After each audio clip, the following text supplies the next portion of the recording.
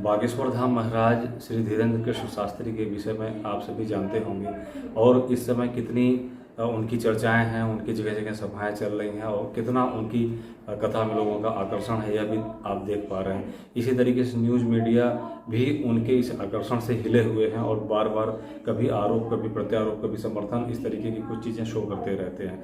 तो यह आकर्षण सिर्फ और सिर्फ एक जनता में ही नहीं है, मीडिया में ही नहीं है, राजनेताओं में भी बहुत बड़ा आकर्षण है उनके प्रति। यही कारण है कि जगह जगह उनकी जो कथाएं हो रही हैं उसमें राजनेता, आसपास के जो विधायक, सांसद है वो भी उपस्थित हो रहे हैं। इस समय वर्तमान समय में इनकी कथा बेंगलुरु में चल रही है और जहां उनकी कथाओं की बहुत चर्चा है। यूट्यूब, सोशल मीडिया पे वो बहुत छाए रहते हैं। ये हर उम्र के लोग उनकी कथाओं को सुन रहे हैं और उनकी कथा से सीख भी रहे हैं और आनंदित भी हो रहे हैं। उनके बहुत चमत्कार भी देखने को आ रहे हैं और चमत्कार खासकर लोगों को, यंग लोगों को प्रभावित करते हैं। और चमत्कार ही नहीं हो रहे हैं, लोगों को सहारा भी मिल रहा है और लोगों को उनसे ताकत भी मिल रही है। लेकिन जहाँ वो अपनी उम्र के हिसाब से वह एक नौजवान है, खूबसूरत हैं और सामान्य ज़िंदगी में देखा जाए तो मोस्ट एलिजिबल बैचलर भी हैं। तो यही कारण है कि उनके पीछे बहुत से, जैसे लोग भक्ति के दीवाने हैं, उसी तरीके से उनके प्रेम में भी कुछ लोग दीवाने हैं। उन दीवानों में बहुत सी ऐसी लड़कियों का जिक्र आता है, कुछ का जिक्र उछाला जाता है, कुछ का जिक्र स्वभावतः आता है।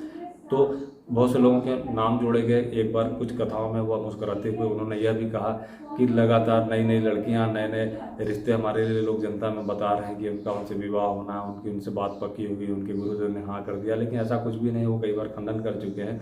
इसी तरीके से एक बहुत ही जो चर्चा में एक नाम चल रहा है, एक साध्वी हैं जो कि डॉक्टर हैं, MBBS की पढ़ाई कर रही हैं और वह MP की ही रहने वाली हैं और अपना जो बैकग्राउंड है वह यह बताती हैं कि वह जगत गुरु शंकराचार्य स्वामी स्वरूपानंद सरस्वती के परिवार से ताल्लुक़ रखती हैं। तो उन्होंने कलश यात्रा शुरू की है। वह कलश यात्रा गंगोत्री से शुरू हुई है। यह कलश यात्रा ही नहीं है, उनका संकल्प है, उनकी तपस्या है।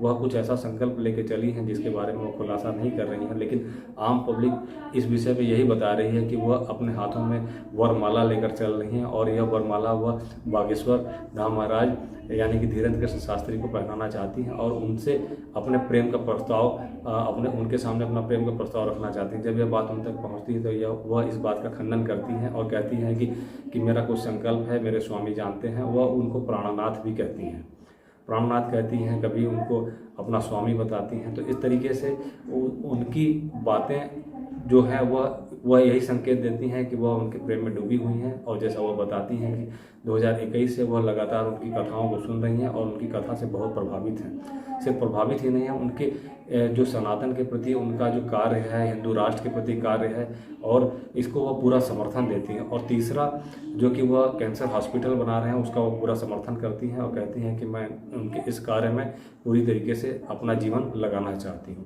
ऐसा उनका संकल्प है। 16 तारीख को वह पहुँचेंगी, 16 तारीख यानी 16 जून को वह पहुँचेंगी और उन्होंने इस चीज़ को उनके सामने रखा है। जब पूछा जाता है कि आप अपने संकल्प के विषय में कुछ बताएं तो वह ये कहती हैं कि वह अंतर्यामी हैं और सभी कुछ वह जानते हैं और समय आने पर वह स्वयं जब उनसे मुलाकात करेंगी, उनसे उनका सानिध्य प्राप्त होगा तो वह इस बात का सभी के सामने खुलासा करेंगी। तब तक लोगों से इंतज़ार करने को कहती हैं।